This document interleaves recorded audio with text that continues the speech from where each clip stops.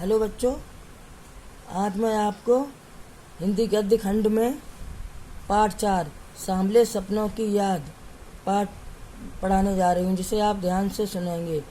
इसके लेखक हैं जाबिर हुसैन।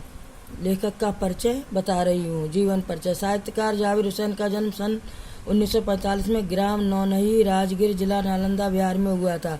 उन्होंने अंग्रेजी भाषा एवं साहित्य का अध्यापन कार्य किया। उन्होंने सक्रिय राजनीति में भाग लेना शुरू किया और सन 1977 में बिहार की मुंगेर विधानसभा क्षेत्र के विधायक चुने गए तथा मंत्री बने। सन 1995 में बिहार विधान परिषद के सभापति बने तथा लंबे समय तक कार्य किया। वे राजनीतिज्ञ होने के साथ साथ श्रेष्ठ लेखक भी हैं। रचना परिचय। जाबिर हुसैन हिंदी, अंग्रेजी तथा उर्दू तीनों भाषाओं के जानकार हैं और तीनों भाषाओं में कुशलतापूर्वक लेखन कार्य करते हैं। उनकी हिंदी कृतियों में प्रमुख हैं जो आगे है: डोला बीबी का मजार, अतीत का चेहरा, लोगा, एक नदी रेत भरी आदि।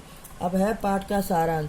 सांभले सपनों की याद जाबिर हुसैन द्वारा लिखित संस्मरण है जो प्रसिद्ध पक्षी विज्ञानी सालेम अली को समर्पित है। यह संस्मरण जून 1987 में सालेम अली की मृत्यु के बाद डायरी शैली में लिखा गया। सालेम अली की मृत्यु से दुखी लेखक ने अपने दुख और अवसाद को इस पाठ के रूप में व्यक्त किया है। सुनहरे पक्षियों के पंखों पर सांभले सपनों का एक झुंड सवार है। यह झुंड मौत की वादी में जा रहा है, जिसमें सबसे आगे सालेम अली। वे अपने कंधों पर सैलानियों की तरह अंतहीन सफर का बोझ उठाए हुए हैं। यह उनका अंतिम सफर है। वे उस वन पक्षी की तरह विलीन हो रहे हैं जो अंतिम गीत गाने के बाद मौत की गोद में जा बसा हो।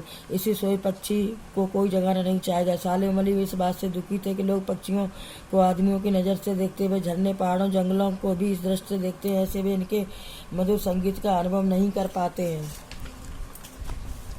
लेखक का मानना है कि इतिहास में पता नहीं कब कृष्ण ने वृंदावन में नाना प्रकार की क्रीड़ाएं की और कब मधुर स्वर में बंसी बजाई कि वृंदावन संगीत में हो उठा। पर आज वृंदावन जाने पर यमुना का सांभला पानी सारे घटना की याद दिला देता है। कृष्ण की बांसुरी से उत्पन्न जादू से वृंदावन कभी खाली नहीं हो सकता। कमजोर शरीर वाले सालेम अली की मृत्यु लगभग 100 साल की उम्र में हुई। उनकी मौत कैंसर से हुई।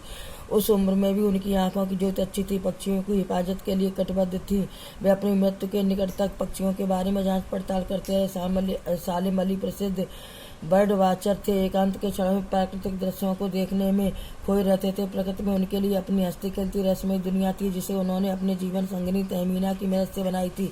वे पक्षी प्रेमी होने के साथ पर्यावरण प्रेमी भी थे। वे केरल की साइलेंट वैली को रेगिस्तानी हवा के झोंके से बचाने के लिए तत्कालीन प्रधानमंत्री चौधरी चरण सिंह से मिले। उनकी चिंता देख मिट्टी की सौंधी खुशबू का असर जानने वाले प्रधानमंत्री की आंखें भर आईं। आज न चौधरी चरण सिंह जिंदा, न पर्यावरण, न प्रेमी सालेम अली। ऐसे प्रकृति, पर्यावरण, पक्षियों की चिंता कौन करेगा। सालेम अली की आत्मकथा का नाम है फॉल ऑफ ए स्पैरो।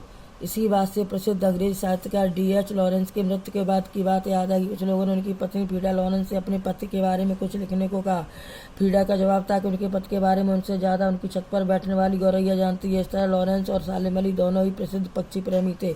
बचपन के दिनों में उनके एयरगन से घायल होकर गिरने वाली गौरैया उन्हें जीवन भर के लिए नई नई खोज और नए नए रास्तों की ओर ले गई। उसी दिन से पक्षियों के विषय में रुचि लेने लगे। प्राकृतिक रहस्यों को जानने के लिए नित नई ऊंचाइयां छूने लगे। वे भी लॉरेंस की तरह नैसर्गिक जिंदगी के प्रतिरूप बन गए। सालेम अली आजीवन भ्रमणशील रहे। उनकी यायावरी देखकर लगता है कि वे आज भी पक्षियों की ही खोज में निकले हैं और कुछ ही देर में अपने गले में दूरबीन लटकाए जानकारी के लिए वापस आ जाएंगे। लेखक पूछता है कि तुम लौटोगे ना सालेम अली। बच्चों, पाठ पूरा हुआ। प्रश्नोत्तर लिखें और याद करें।